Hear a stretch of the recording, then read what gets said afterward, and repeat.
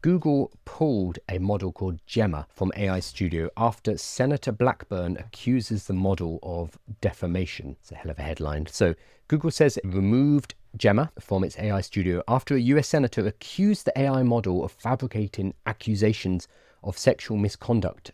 In a letter to Google CEO Sundar Pichai, Senator Marsha Blackburn, a Republican from Tennessee, said that when Gemma was asked, has Marsha Blackburn been accused of rape, it responded by falsely claiming that during the 1987 state Senate campaign, a state trooper alleged that Blackburn had pressured him to obtain prescription drugs for her and that the relationship involved non-consensual acts. None of this is true, says Blackburn, not even the campaign year, which was actually 1998. While there are links to news articles that supposedly support these claims, the links lead to an error page in unrelated news articles. There has never been such an accusation, there is no such individual, and no such news story. AI can hallucinate. What's interesting here is that a senator found a hallucination about herself and pressured Google. She wrote a public letter to the CEO, and then Google capitulated and pulled the model from AI Studios. That's what's new here. LLMs do make stuff up. When they do not have certain information, they will hallucinate. There are ways to make an AI say whatever we want.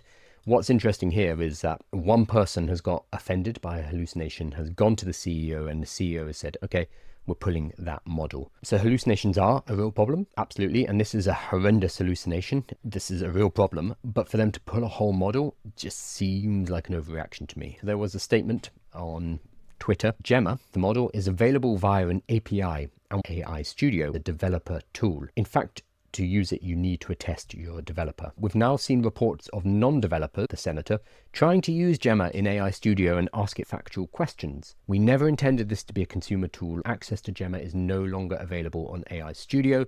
It is still available to developers through the API. So we have models which have less safeguards and less guardrails because they are used inside applications that we build, and we generally connect it with API.